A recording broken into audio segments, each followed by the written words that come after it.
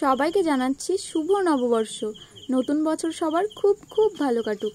দেখো, নতুন বছর আর কোথাও ঘুরতে না গেলে হয় বলো?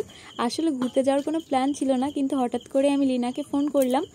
তো সন্ধ্যার আগে আগেই প্ল্যানটা হলো। দেখো, ডোনা স্কুটি নিয়ে চলে এসছে।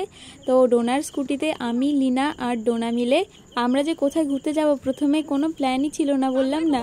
তারপরে লিনা জিজ্ঞাসা করলো ডোনাকে যে কোথায় যাবি। ডোনা বললো যে দু চোখ যেদিকে যাই। দিয়ে অনেক হাসাহাসি হলো এই কথা নিয়ে। তারপরে দেখো, আমরা চলে এসেছি পলাশিপাড়ায়, একটা পার্ক আছে, তো ওইটাতে দেখো কেমন ভিড়। আর হ্যাঁ, এটা তো স্বাভাবিক, নতুন বছরের প্রথম দিন, আজকে তো একটু ভিড় হবেই বলো। তো দেখো, এনারা নেমে চুল ঠিক করছিল, আর আমার চুলও এলোমেলো হয়ে গেছে। তারপরে এই যে আমরা এখন ঢুকছি। আর হ্যাঁ, নতুন বছর মানেই যে নতুন জামা পরে ঘুরছি সেটা কিন্তু না। এই জামাটা আমি অনেক কয়বার পরেছি, এটা আমি বেশ কয়েক মাস আগে কিনেছিলাম। তবে এখন আর কি বলো তো, ছোটোবেলাকার মতন যে নতুন জামা নিতেই হবে এরকম কোনো ব্যাপার নেই।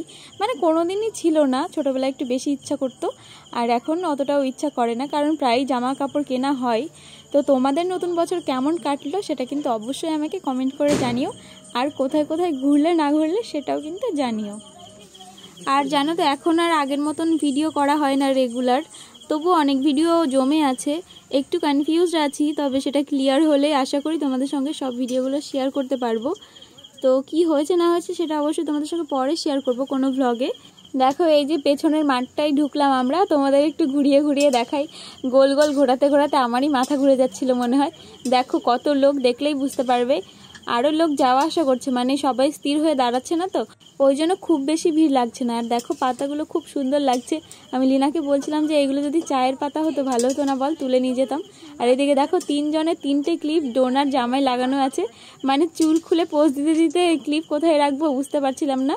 তারপরে ডোনা বললো যে দে আমার কাছে, আমি রাখছি। তারপরে দেখো, এই যে সন্ধ্যা কিন্তু হয়েই গেছে, আলোর সামনে একটু ছবি তুলছিলাম আমরা। আর আজকে তো যেহেতু নববর্ষ, অনেক দোকানে হালখাতা হচ্ছিল।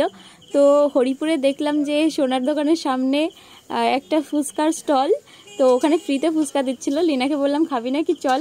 মানে এমনি ইয়ার্কি করছিলাম, খেতে অবশ্য ইচ্ছাও করছিল, কিন্তু আমরা খেলাম না। তো সবাই ভালো থেকো, টাটা।